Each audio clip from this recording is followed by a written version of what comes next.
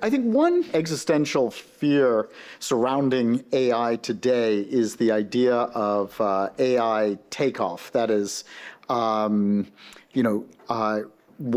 what would happen if AI becomes so intelligent that it surpasses human control? Certainly, as an avid reader of science fiction, this has been predicted for at least 60, 70 years. And so that doesn't necessarily mean it's not going to happen, but to quote Mark Twain, rumors of mankind's demise are a bit premature at this point. What do you think about that? Is it something that we should worry about, or is it something that's probably not going to happen? I'm personally optimistic about AI and what it will do for society and humanity.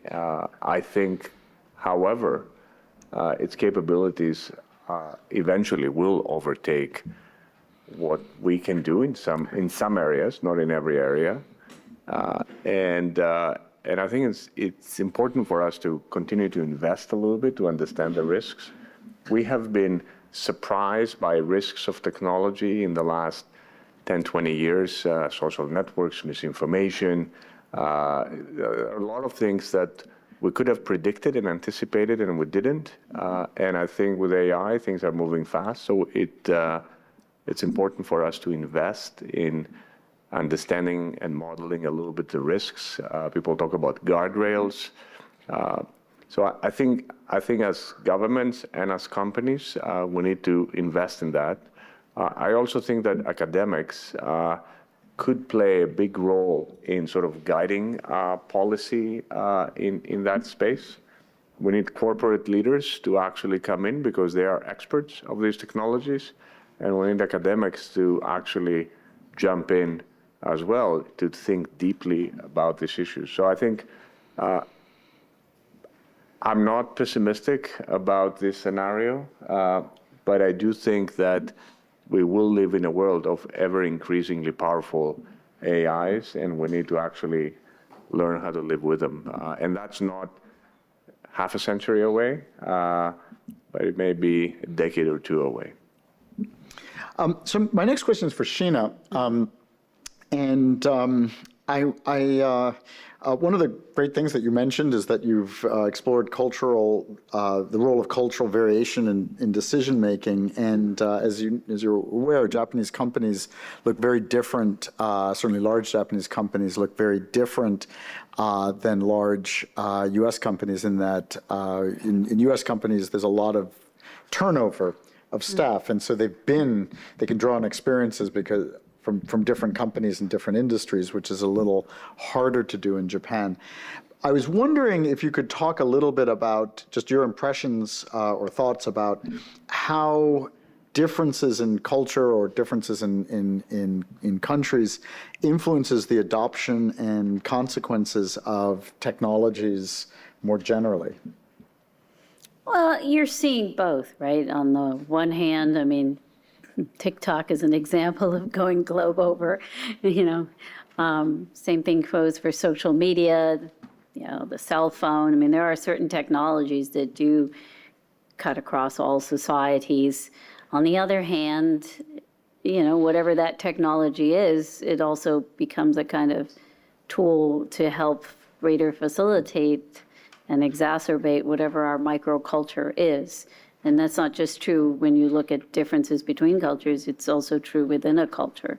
So I do think we're going to see AI go across the entire globe, although because the United States tends to like change more, tends to embrace talking to people and interacting with more industries more, we do have 5 times more AI than our next, even compared to, it's in China? I think it's like 5,500 companies in AI in the US versus I think a little over 1,000 in China. Great, thank you. I just want to say to the audience that you should be thinking of questions. So please, so I'm going to open it up in a moment. I want to come back to this issue about AI and labor markets, right? So over time, we've seen enormous changes in technology, right? So if we went to Japan about 100 years ago, 85% of the people in this audience would have been working on farms. And those jobs are largely gone. And most of you are doing very different things than farming. Probably nobody's a farmer in this audience. Similarly, jobs like hand sewing have disappeared. We have now massive textile mills. So sometimes, we see this progress happen, and we see us move into new industries and what have you. I kind of wonder, I want to ask you a little bit about about both displacement and kind of new opportunities that are opening up in the economy. Clearly, we see, a rise, in economies from farming to manufacturing to services, and then the types of services are changing over time. Can you what kind of trends do you see as both either on the negative side or on the positive side, both in terms of what AI can do, this is going to be to Costis, and also kind of how AI can help shape that innovation structure that Sheena was talking about. So I'll let you two choose who wants to answer first. You want to go first? Sure. Let me start, and I'll share a factoid and then make a couple of observations and then pass it to Sheena. So the factoid is the following. American companies employ 3 million people in call centers domestically, and 15 million people employed internationally working for American companies. It is hard to imagine how, sort of a significant fraction of these jobs are not going to be automated away within, maybe by the end of this decade. If you go into labs right now, and you get to talk to machines, you cannot understand you're talking to a machine. The machine is cracking jokes, is coming sort of very social conversation with you, and most of the time it answers the question. And if you cannot answer the question, it can escalate to sort of a manager or an expert or a specialist. How many specialists will we need? Will we need 100% of them, or will we need 20% of them? So I think there are jobs for purposes of efficiency and cost cutting that we're going to start to see being sort of automated away. I think the majority of what we're going to see over the next decade is what people talk about augmentation, or sort of increasing the efficiency or the abilities of consultants or lawyers or and the like. So I think we're going to see a lot of that without sort of automating away jobs. The one caveat that I would say that I'm not exactly sure how it's going to play out is that society is actually pretty good at adapting. And the example going from farming to manufacturing is something that happens intergenerationally. So one generation is doing farming, next generation has moved to manufacturing, and sort of in between there was a little bit of friction. It's much harder to happen intragenerationally. So to get sort of millions upon millions of farmers that, 2 years later, they're all working on manufacturing floors. So that is something that is sort of, there's a lot of friction.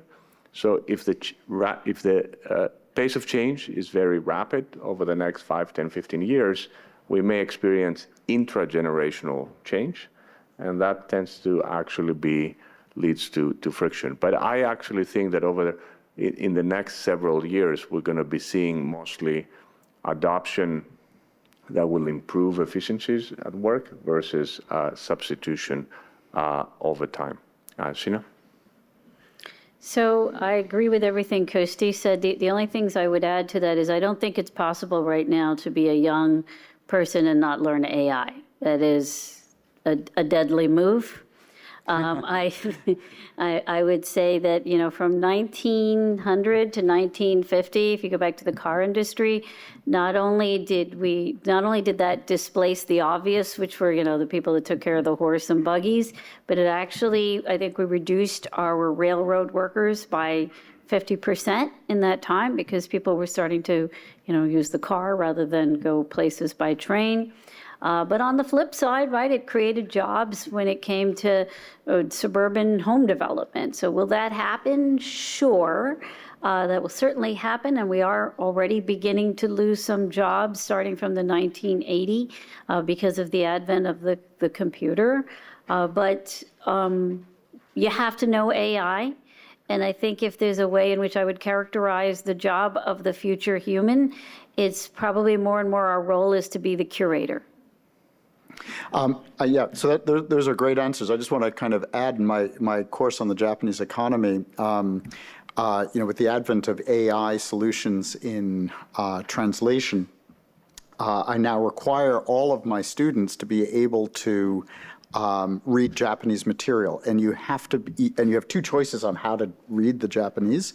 You can either spend 3 years learning Japanese before the first problem set, or you can use ChatGPT or one of these automatic translators to read Japanese materials. And it's kind of, I think, at least for me, it's a good example of how,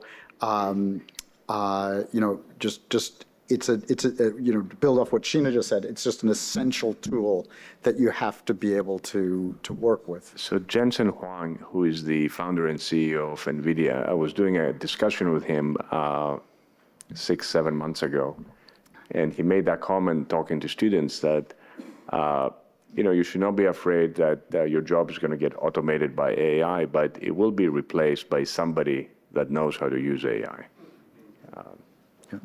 I want to open it, give the audience a chance to come in for questions.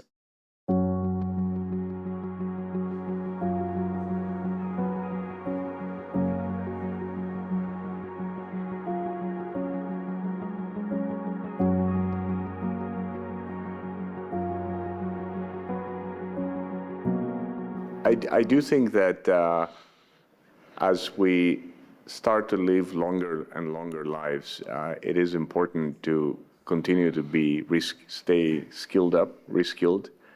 We have actually seen that quite a bit, certainly in the United States. Some jobs moved away, and we have struggled with reskilling. So I think that issue will continue to be increasingly important.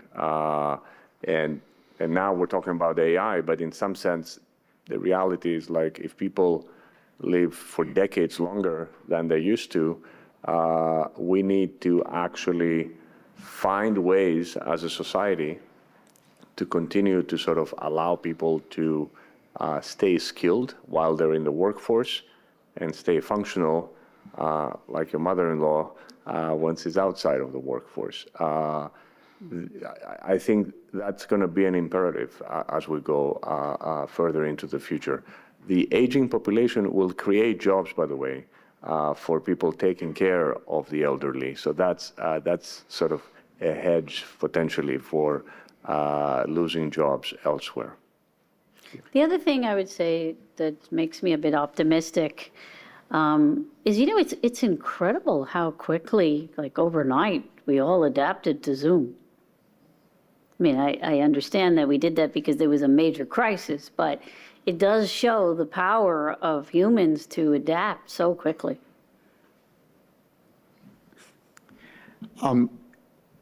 Yeah, I mean, one of the big puzzles that economists have in this literature is, I think it was encapsulated by what Robert Gordon once said, which was computers are everywhere except in the productivity statistics. And one of the patterns that we see in Japan, but it's not just Japan, it's in most countries, is that there's been at least a measurable decline in productivity growth, right? So if you think about Japan the last 30 years, it's had a lot of, it's been kind of a slow-growing economy. That's unique in the last 150 years of Japanese history to have this kind of slow growth. And so again, there's this puzzle that economists have been dealing with, because on the one hand, as Costis talks about, there's just this enormous exponential increase in our capacity to do a lot of things. But if you look at what seems to be happening in terms of our day-to-day lives, they haven't. We haven't seen the dramatic changes that we've seen in the past. And so that's a bit of a puzzle for us. That said, you can see that there's also a very big shift in what types of tasks people are doing. I live in an old, in a building close to Colombia that was built in 1908. And like many buildings at the time, you have a maid's room.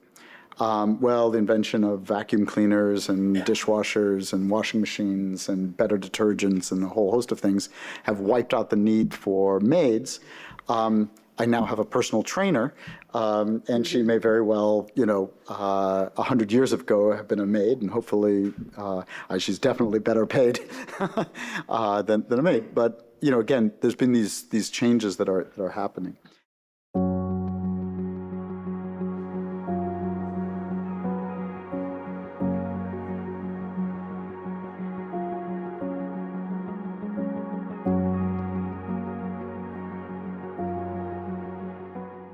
I tell my students or my graduating students to continue to be ingesting ideas right now and stay very, very curious. And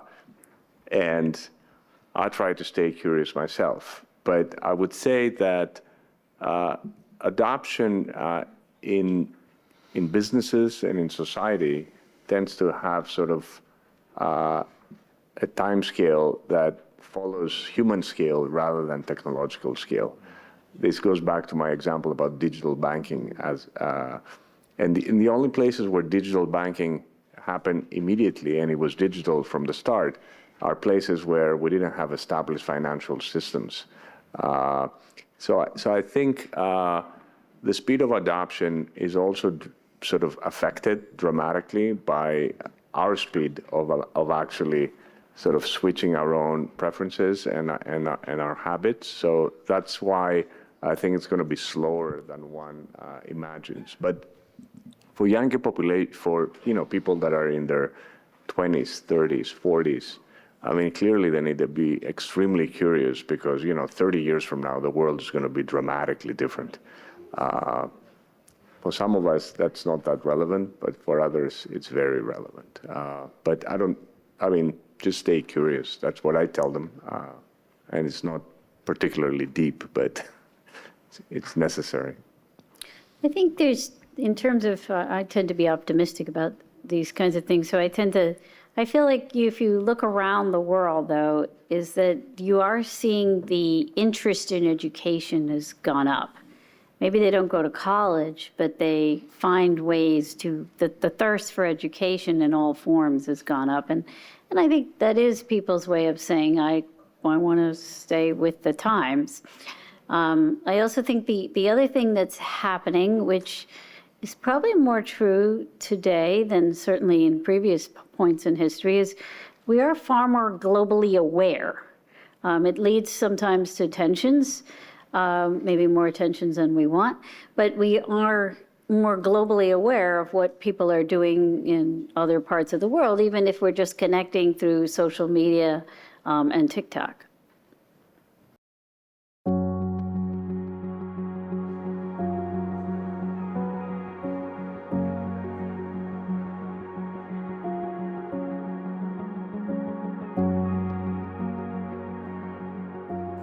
The problem of hallucinations in large language models is one that people are working on very intensely. There are workarounds for some of these things, but not native to how the deep neural network works. So the workaround is that after the neural network writes the CV of your colleague, then you use a search engine to check whether some of these things are true. That's a workaround rather than solving directly the hallucination problem. So people are working on sort of checks that are workarounds, and the people are working inside the AI to try to sort of reduce the ability to hallucinate. An area that there is a lot of work, not necessarily successful yet. What you would like from the AI is to be very confident when it's right, and then occasionally say, here's the output, but I'm not particularly confident about that. So there's a lot of work happening there right now. But last time I checked, which was about 6 months ago, about the state of the art, that wasn't particularly there. Right now, unfortunately, the biggest fear is that these sort of very powerful machines that can generate text in an incredible pace, personalized text. We can write a program right now, and we can each get a personalized message attuned to our own preferences in this audience. That is incredibly powerful, and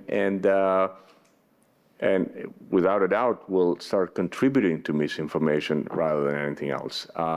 One idea for controlling for misinformation generated by machines is to do what people call watermarking.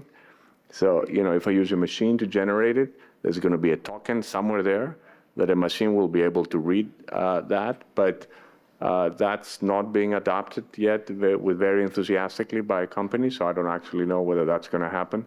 So, it's a mixed bag right now, and that's going to be an issue. I'll just toss in one personal anecdote, and then we have to end. Perplexity AI by Anthropic was rated #1 by Wall Street Journal and New York Times. And what it does, it has footnotes, which is for every sentence, you click a button and you can see a website or multiple websites where it got the information. I find it's the best. So it's my own personal recommendation. I have no financial connection with Anthropic. But anyway, unfortunately. Yes. Unfortunately, we're out of time. We're a little over time. But it's been a great panel. Thank you so much, Costis and Sheena, for great presentations. And please join me in thanking you.